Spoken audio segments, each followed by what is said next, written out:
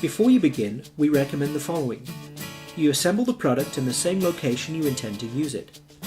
Although most steps can be performed by one person, you will need a second person to accomplish some steps. When removing the packaging, it is helpful to remove the box lid and then to use it to collect all the packaging materials that will later be discarded. You will also want to lay all the parts out where they can be readily available. Leave the product on the box for assembly. Step 1. Tip the treadmill onto its right side. Attach the base ground wire to the base. Make sure that the grommet is pressed into the square hole. Step 2. Attach the wheel to the base, being careful not to over-tighten the nut. Attach the thick and thin base pads to the base. Do not over-tighten the screws while attaching the base pads. Press a base cap into the base. Step 3. Identify the left upright. Tie the wire tie to the upright wire and thread the wire through the upright.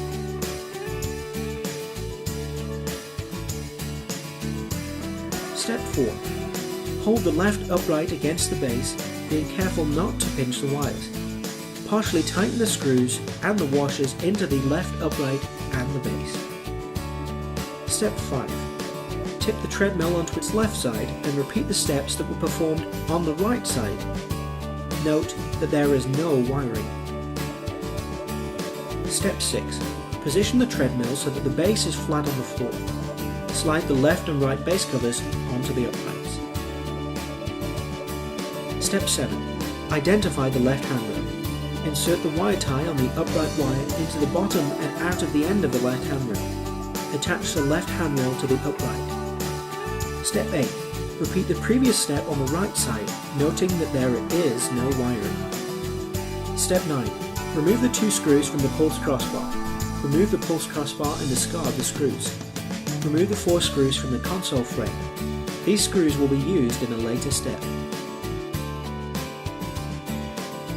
Step 10. Attach the left and right trays to the console base. It may be easier to start the 2 inside screws and then to slide the trays into place before tightening the other 6 screws. Step 11. Important. To avoid damaging the pulse crossbar, do not use power tools and do not over-tighten the screws. Orient the pulse crossbar, then attach to the left and right handrails. Start all 4 screws and then tighten them, making sure that the upright wire isn't pinched. Firmly tighten the 4 screws. Step 12. Hold the console assembly near the handrails and then connect the ground wire from the console assembly to the ground wire on the pulse crossbar. If you do not connect the connectors properly, the console may become damaged when you turn on the power. Step 13. Set the console assembly on the left and right handrails. Make sure that no wires are pinched. Insert the excess upright wire behind the console frame. Attach the console assembly to the brackets on the handrails with the 4 screws that were removed in Step 9. Start all 4 screws but do not tighten them yet. Step 14.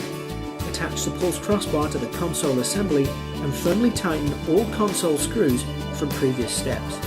Step 15. Raise the frame to the upright space saver position. Remove any ties from the end of the storage latch. Attach the lower end of the storage latch to the base and the upper end of the storage latch to the frame. Step 16. Make sure that all parts are properly tightened before you use the treadmill.